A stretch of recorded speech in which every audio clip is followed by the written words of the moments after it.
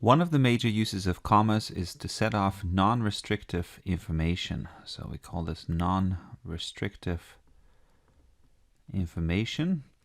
And this is also called non-essential information. And I actually like that term better because it's a little easier to see what it means. So if we look at an example here, we have Mrs. Cho coaches the wrestling team, and we can stick some of this non-essential information after Mrs. Choke. We could stick it elsewhere too, but let's just put something extra here. So we're going to say Mrs. Choke, a former Marine, so she has some military experience, coaches the wrestling team. And this phrase that we have stuck in between here, between commas, is an appositive. So it's a noun or noun phrase, appositive. Noun or noun phrase that renames an earlier noun or noun phrase. That's not the only kind of non-essential information that you can stick in between. You can stick in between entire clauses if you like. So if you wanted to say Mrs. Choke, who served in the Marines, we call this a relative clause. So who is our subject here, served is our verb, and then we have a prepositional phrase at the end.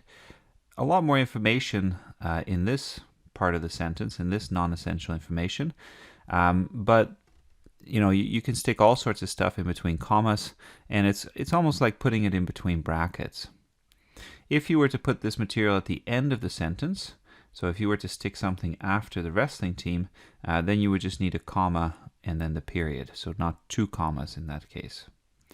Now, why do we call it non-restrictive information? I think you can see why it's called non-essential, but it's called non-restrictive as well because restrictive information is information that restricts the meaning of the rest of the sentence, whereas non-restrictive means that this whole clause here we can easily do without. It doesn't restrict the rest of the grammar of the sentence.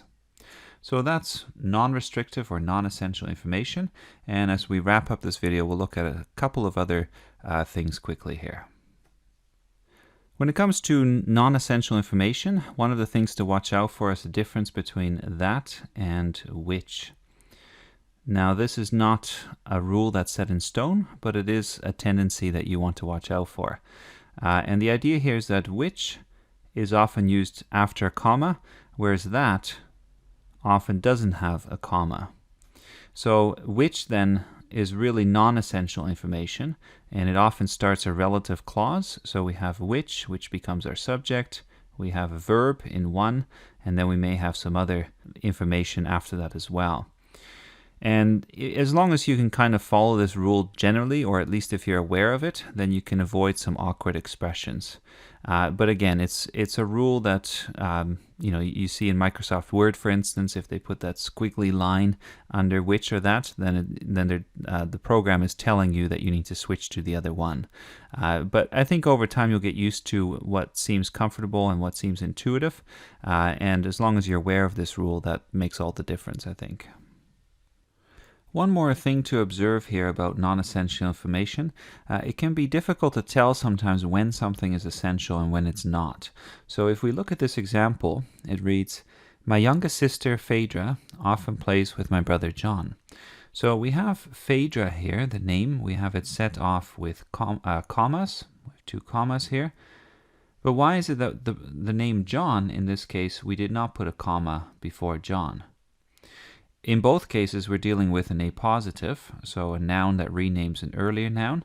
Phaedra renames youngest sister, and John renames brother. So why are we not setting these things off? Well, why are we setting one off but not the other? Well, in this case, if you look at this, you can only have one youngest sister, right? Unless they're twins, I suppose. But because you can only have one youngest sister, the name is not absolutely essential in trying to figure out which sister we're talking about.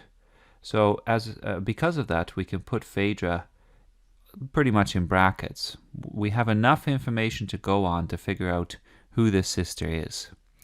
On the other hand, if we say my brother John, what if I have multiple brothers? Then the name John helps us figure out which brother I'm talking about.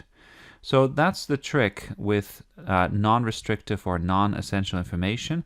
You have to look at the context and try to work out, is there enough information here for the reader to know who or what I'm talking about? And if that's the case, then this extra bit is probably non-essential.